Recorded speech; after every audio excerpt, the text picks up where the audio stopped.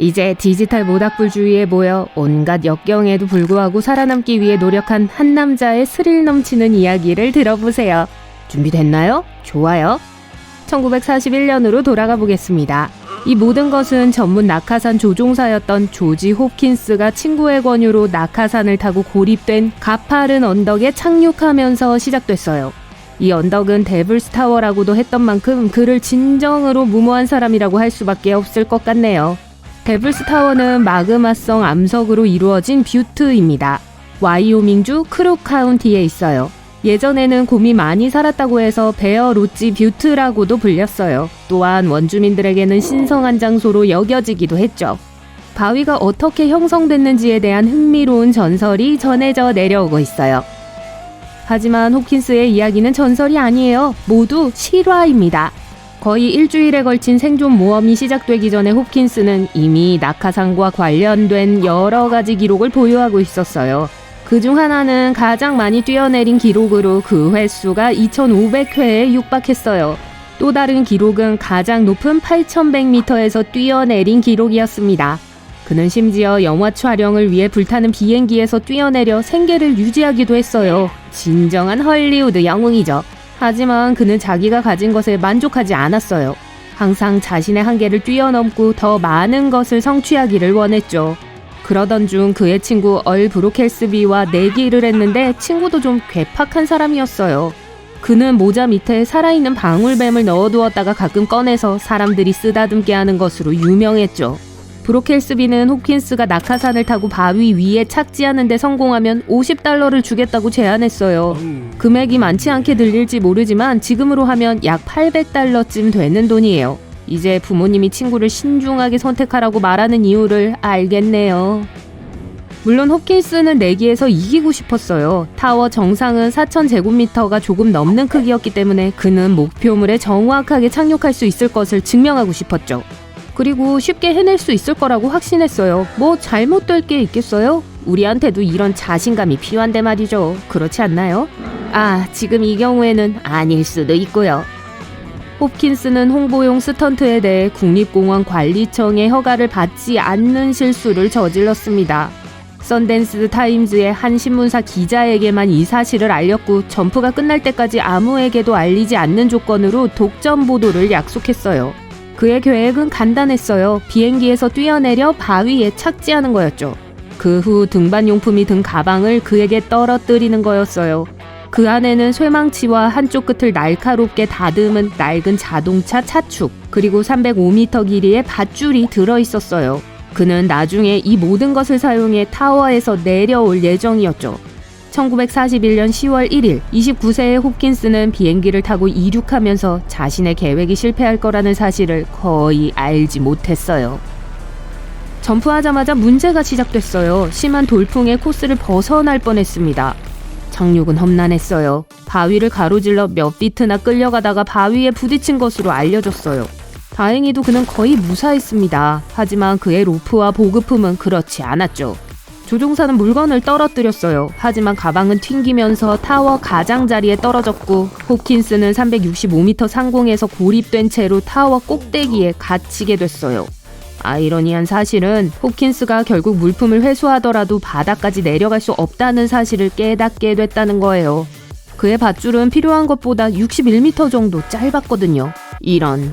긴급 상황임을 깨달은 조종사는 당국에 이 사실을 알렸고 홉킨스를 구하기 위한 계획이 실행에 옮겨졌습니다.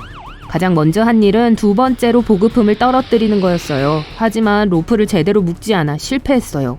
그 결과 로프가 떨어지면서 풀렸고 강풍과 눈으로 인해 엉키고 얼어붙었어요. 홉킨스는 온갖 노력에도 불구하고 얼어붙은 밧줄을 풀지 못했어요.